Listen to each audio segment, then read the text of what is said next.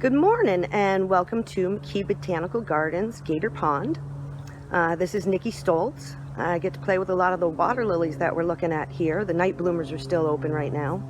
But today our objective is to repot this variegated one in the front. This is Chaz, gorgeous water lily. Unfortunately, the size of the leaves has been declining, and that tells me something's up. And I think when we pull it out of the water, we're going to see that it's grown up out of its soil. So we're going to give it some fresh soil that we've prepared here and see what happens. Okay, I'm going to hop in the water. So as you can see, we've got the lily up out of the water. It is definitely grown up out of its soil and needs to be repotted. So we're going to start first with a pair of sharp pruners. Go around and clean off some of the spent blooms and the longer or older leaves, just so it doesn't have to be responsible for so much and there isn't any detritus when it goes into a new replanting. I think after we get the leaves off, you'll get to see what I mean about it being completely overgrown. Now this flower looks like it might open again later today, so we'll leave that on.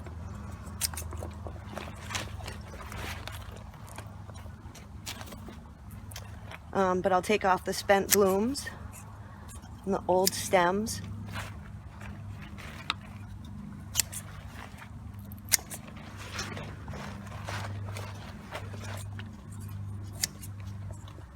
The water lily that we have here, when I called it Chaz, I wasn't just making things up. That is actually the name of the hybrid. It's created by Charleston Aquatics. Its parents are Colorata, one of the species, and Queen of Siam, and it does incredibly well here. We've found that most plants who have Colorata in their lineage do well here at McKee. So I've got the leaves cleaned off. We can see that the root is grown completely up out of the pot. So we're going to bring a fresh saw to the party. I want to make sure that I get off all of the parts that are dead. And because this plant's going to grow up tall again like this, I don't really need to keep a lot of the root.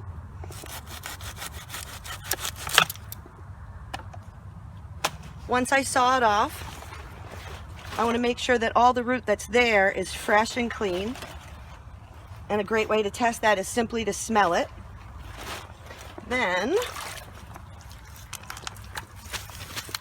can see the roots have even grown out of the crate itself. We've got our fresh soil, and anything that's in the soil that's going to float away is always on the bottom layer, and then whatever mix we use. Oh, a little bit more rubbish there. And then I top it with clay. I'm going to use the Pitcher's Mound clay today. Sometimes I can use the, or occasionally I'll use the cheap kitty litter or the granular clay, but basically just something that makes it so that the goodies on the bottom don't float up and out. And I have put 6 of the fertilizer tabs around the edge of the new root growth. Come back and fertilize it in probably about 2 weeks. It's a slow release pond tab. So by the time it starts eating this one, we put fresh fertilizer in, and then the cycle continues through the growing months. Oops. So this lily's going to be a little bit lower into... Oh, so that was exciting. Phone tried to go for a swim, but before it's so rudely interrupted, I was saying that because this water lily's going to sit a little lower in the pond now, I've put a couple of rocks around the root. And I'll settle it in slowly, and I'll check back in 3 or 4 hours and make sure that it hasn't floated or attempted to float away on me.